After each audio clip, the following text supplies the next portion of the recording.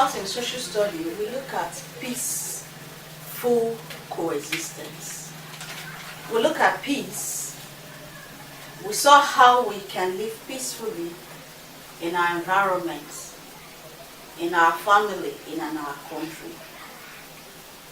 Today we are going to look at another aspect of our social studies topic, which is social conflicts.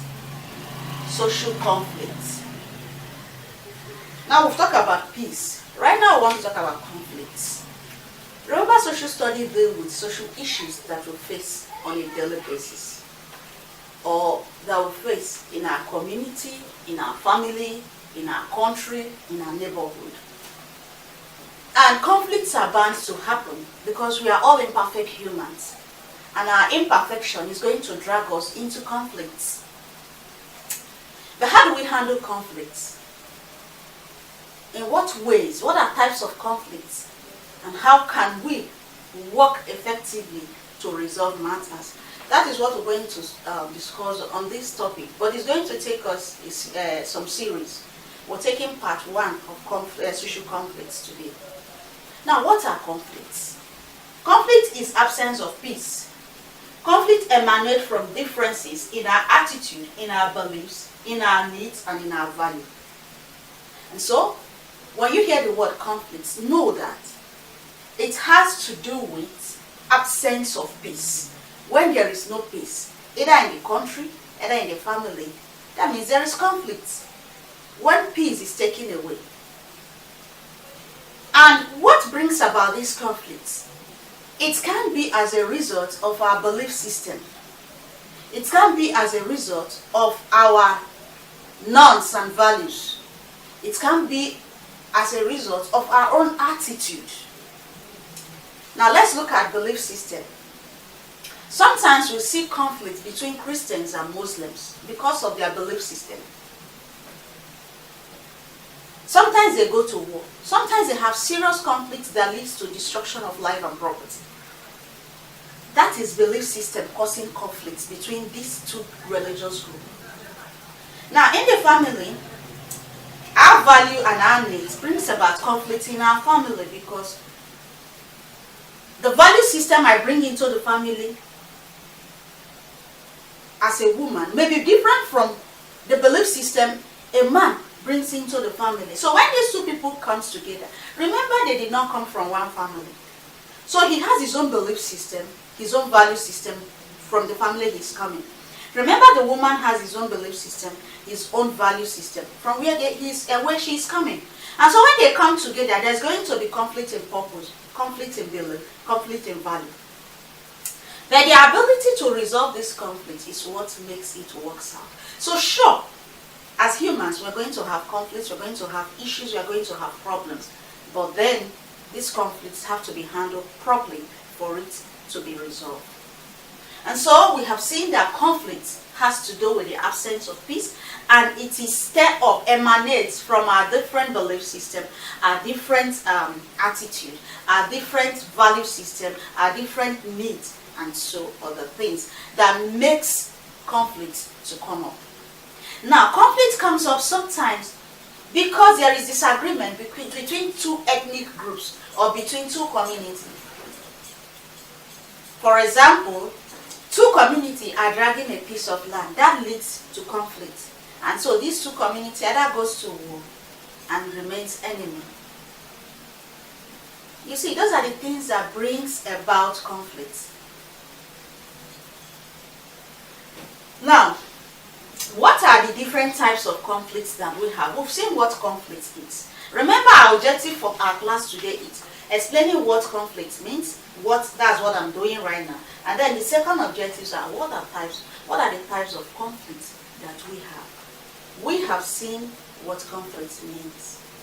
The absence of peace that emanates as a result of a different belief system, a different value system, a different attitude, are different needs.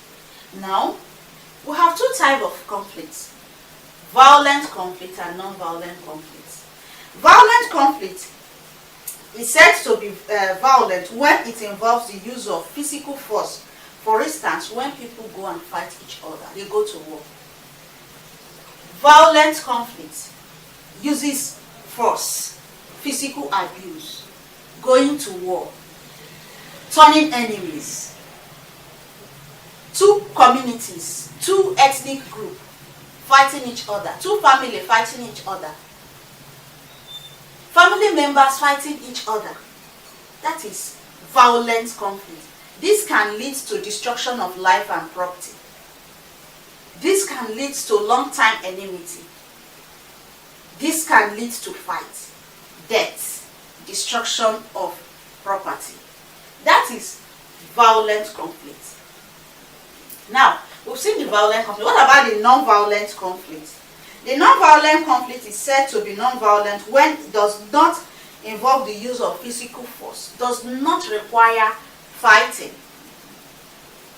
does not require destruction of life and property. But sometimes it is based on certain rules and regulations. It is based on certain rules and regulations. And so, the non-violent conflict, you know you have issue with this individual.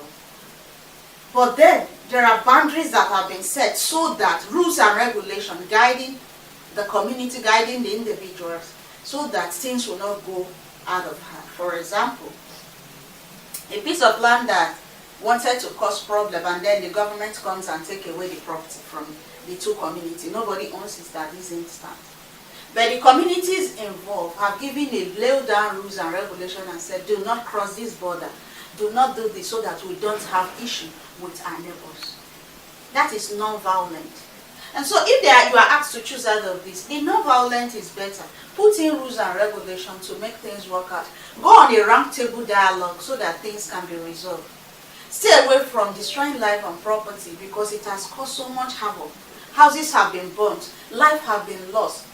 They have done all sorts of things. Generational causes, generational hatred have led to so many things that because the conflict was left unresolved in the past.